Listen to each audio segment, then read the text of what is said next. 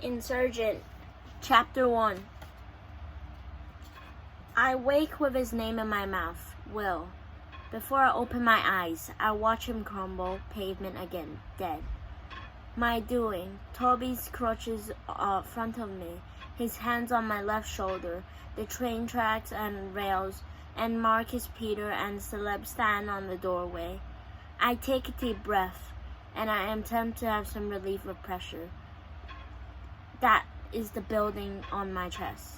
An hour ago, nothing's happening. It felt real to me, and now it does. I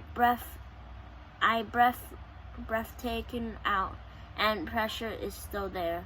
Trius, come on, Toby said. His eyes is searching mine. We have to jump. It's so dark. We won't know where we're gonna go. But we're getting off. We probably have to get over the fence. Toby helps me to my feet and guides me to the doorway. The others jump one by one. Peter first, then Marcus, then Caleb. I take Toby's hand. The wind picks me up and the edge of a car opening. Like a hand, it pushed me back toward safety. But then it launched itself into the darkness and landing hard on the ground. The impact hurts like a bullet wound to my shoulder. I bit my lip when I was keep out crying out, and I searched for my brother.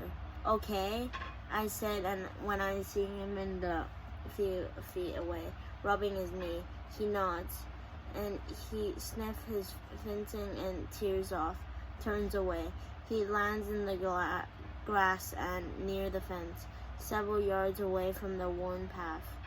The MG truck traveled to deliver the food is in city. But the gates let them out. The gates let them shut, locking us in. The fence towers over us. They're too high, flexible to climb over, too sturdy to knock down. There, why are you supposed to dauntless guard here? Says Marcus. Where are they? They're probably under simulation, Toby said. And now, he paused, knows what we're doing. We stopped the simulation. The wait was too hard, and the drive back to the pocket reminds me. We didn't have the aftermath. What happened to our friends? But peers, leaders, and factions, there are no idea. Toby approached a small metal box on the right side of the gate and opens it, revealing a keypad. We hope the Illiter didn't think to change the combination. In the Dow's type of series, who stopped and the 8th. The gates were open. How do you do that? Said Sleb. His voice a thick emotion and uncertain. But then he choked away. He worked dauntless in the control room, monitoring the systems. Only if we can change the code twice a year, Toby said. How lucky, said Caleb. We can have Toby to a wear look. Luck has nothing to do with it, Toby says. I'm only worked there because I wanted to make sure that I could get out. He's silver. The way he talks at getting out, he thinks that we're trapped. But no, foolishly, we're not. We walked into a small back. Peter crawling back his bloody arm in his chest that I shot. And Marcus with the hand of Peter's shoulder kept him stable. Celeb wiped his cheeks for every few seconds, and he's crying. But I don't know how to comfort him, or why I don't know how to comfort myself.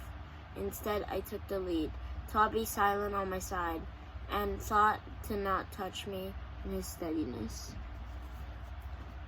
Premix of a light, the first sign of nearby Armature headquarters. There are square lights that turn into glowing windows, a cluster of wooden glass buildings. Before we can reach them, we have to walk through an orchard.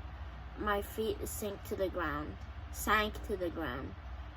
and above me, the branches of one another formed a tunnel.